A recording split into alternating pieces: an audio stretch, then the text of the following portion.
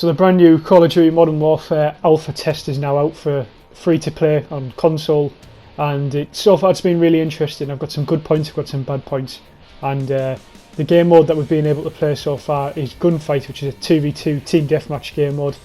If the time runs out, you have to sort of capture the flag. So it's quite interesting. It gives you a bit of a feel for the game. Obviously, you can't get everything out of a 2v2 game mode, but I'm trying to sort of grab the best points that I can, and I'm going to share them in this video. So we'll start off with some of the bad points. Obviously, I'm aware that it is an alpha and it is still in testing, so it can improve. I'm not writing the game off yet with the bad points, but it's still good to be aware of them. So first of all, the one thing I picked up, which is a bit dodgy, is the mounting system. Now the mounting system is Call of Duty's way of sort of leaning, and you can use the system when you're near objects. So for example, you'll see in the gameplay in a sec that I'll go near a board and you have to hold R3 and then it mounts. Now it's a good idea. I'm not against the idea. I think it's cool and it will help you out a lot. But the problem is with it, it feels a bit clunky at the minute, and you can't sort of choose which way you want to lean either. It sort of just does it for you. So it is a bit strange. It took a bit of time to get used to, but I think with more, the more you play, the easier it is. But it just feels a bit clunky at the minute. But it's not the worst thing in the game yet, but it could definitely do with some improvement. But another issue that you've got with this sort of leaning thing as well, which is important to bear in mind, is it sort of creates an environment for campers. Now, this Call of Duty is really strange from what I can sort of infer so far. It can go from extremely fast-paced gameplay when you're using like a submachine gun to really slow when you're using like a sniper rifle, for example.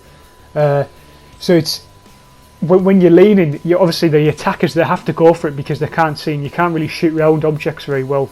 The bullet penetration doesn't seem massive on this game yet. I don't know if that's because they don't want it in, or it's a bit broke, I'm not sure. So it's sort of, you've got an environment for campers to come out, and a lot of guys over the years playing Call of Duty have had a lot of problems with campers. So yeah, the environment, it can sometimes favour them more than sort of the aggressive players. So I think, depending on how you like to play Call of Duty, it's a really important thing to bear in mind. If you're aggressive, sometimes the maps and the leaning system it doesn't always help you. It doesn't work in your favour. And my final really sort of negative point to this game is the hit marker system. Now, there's nothing majorly wrong with how it looks. I don't think. I like it. You still get your points up. It's not too much in your face, but it's there enough that you still feel like it's Call of Duty. But it's more so, there's certain weapons I feel have huge hit markers, and I don't know, it really pissed me off at some points. I felt like I was putting a lot more bullets in than the guy was putting into me, if you know what I mean. Like the bullet sponge, it's sort of what we saw in Modern Warfare 3 back in the day when we had a big bullet sponge problem on there. And it's not with every gun. The assault rifles seem really good, and the shotguns were surprisingly really good. It was 2-shot kill the shotgun, which was pretty good. But the issue I found was with the pistols. But it's understandable, long range pistol, when you shoot long range, you're going to get more hit markers. But this issue wasn't, it wasn't too bad. I could deal with it, I suppose. But as it was just mainly the pistols which sponged, and it was this bit of gameplay that you'll see here. I think I go into a guy, I really shoot the hell out of him, and yet I still can't beat him.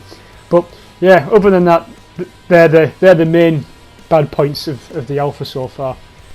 So I'll move on to the good points, and one of the best parts of this game, which I was really surprised about, is how smooth it is.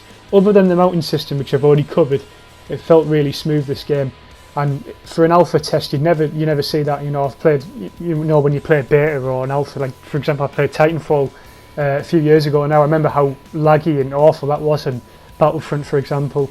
But this just plays really smoothly, and there's no lagging or connection issues. I can get into a game pretty quickly. Obviously, people come and go when they want, but other than that, it's a really smooth alpha so far. And the game itself looks really, it feels really smooth. There's no glitches when you're running. It's only the mounting system which I have an issue with so far. But another great point so far is that the weapon variation is absolutely fantastic. As I said, there's only a 2v2 game mode. So even though you can't get much from the maps and how many players there is and things like that, you can get a real sense of what the weapons feel like. and it's the first COD in ages which I've felt like the weapons feel really realistic. You know, the pack a punch, they've got something about them that, you know, they feel real, and they look amazing. You can't see what attachments you have, but you can sort of, you get an idea of what they're going to be and how they're going to work, and you know what they feel like.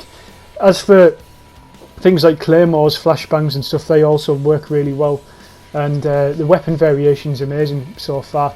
And as I say, each round you get a new weapon, so even though it's only 2v2, you get like six or 7 rounds, I think it is, and you get like a different weapon per round, and so it gives you a good feel for the game. It's really good, the weapon variation.